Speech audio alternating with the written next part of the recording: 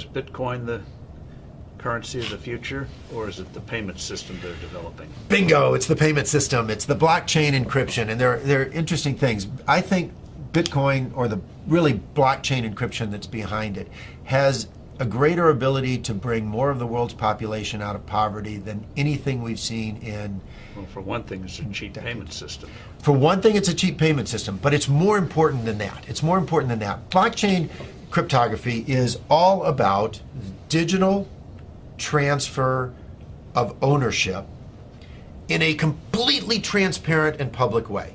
Okay, I don't want to go into any of the math and the complexity behind it, but think of what that means.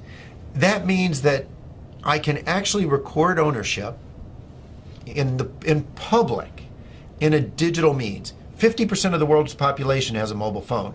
I read an estimate this month that in 2020, 90% of the world's population will have mobile phones. That's probably a high estimate, but that's okay. Now, $35 smartphones. But we're throwing them away, and they can ship them off to emerging markets. But what's powerful about this, now think about Hernando de Soto. Yes. Okay, the Institute for Liberty and Democracy in Peru. I really think Hernando de Soto should win the Nobel Prize for the work he's done. I hope he does. But he's gone around the world and identified one of the most powerful things to the economy and the creation of wealth, and that is the ownership of property. Which you can then use as collateral. Which you can use as collateral, and when you own it, you will develop it. You will, the best thing you can do for the environment is to own it, because when you own it, you make sure it's sustainable for your future family, and that's powerful. But they don't have the ability to own it. If you live in a shanty town, you operate outside of the legal economy. It's not that you want to operate outside of the legal economy, but you have no ownership of any property. Although in the neighborhood, everyone knows who owns what. And once you introduce blockchain cryptography, guess what they can do? Have a public ledger of ownership and transfer that cannot be denied because it's absolutely transparent. It's absolutely transparent. It is the means through which these individuals can get exactly what Hernando de Soto thinks they best need to bring themselves out of poverty. It is so much more profound than that, but at its very basis, it has the ability to give these individuals the right of ownership to property. And that has, more than anything else, the ability to bring them out of poverty. And I can't wait. It'll be adopted elsewhere. I mean, it's such a powerful, blockchain encryption is such a powerful tool. It'll be used by banks, it'll be used by credit card companies. It will become a standard.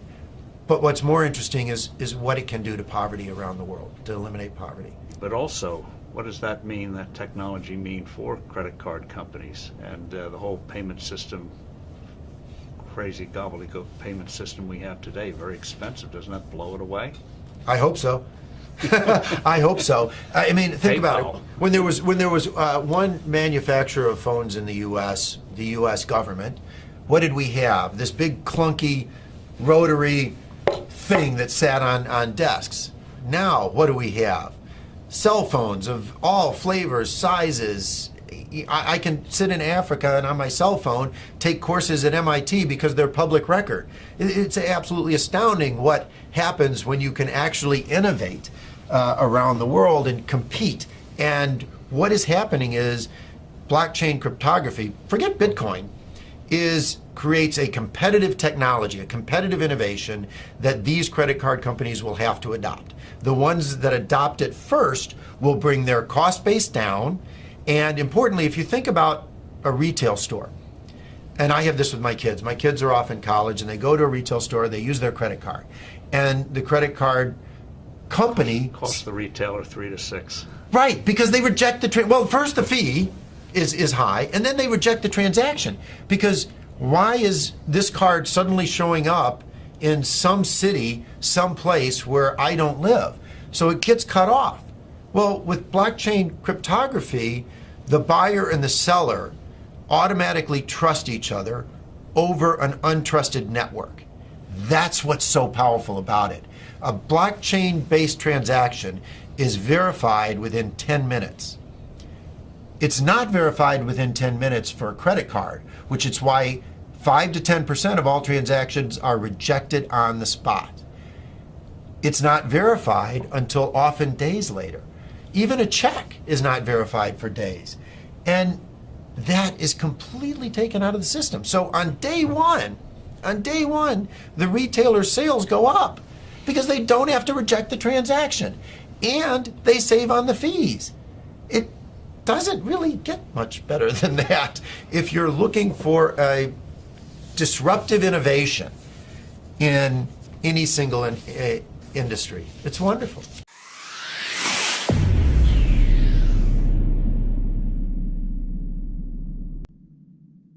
Do you need to raise money for your dream project, charity, church, or your causes monthly?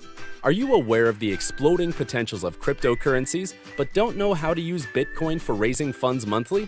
We've got you covered. Introducing BitFundZa. BitFundZa is an explosive Bitcoin education system and peer-to-peer donation platform that allows cryptocurrency enthusiasts to help others achieve their dreams globally and advance their causes monthly. BitFundZa members donate directly to each other globally, with no admin fees. Donations are sent directly to your Bitcoin wallet. What's more, BitFundZa provides weekly cryptocurrency trainings. When you activate your BitFundZa cryptocurrency education package, BCCEP, you can raise up to 1,049.367 Bitcoins by simply sharing BitFundZa with your friends and organizations. Discover a brilliant, proven way to receive Bitcoin donations and get fun lessons on Bitcoin and alternative coins in an interactive way. Are you ready to raise Bitcoin? Join us today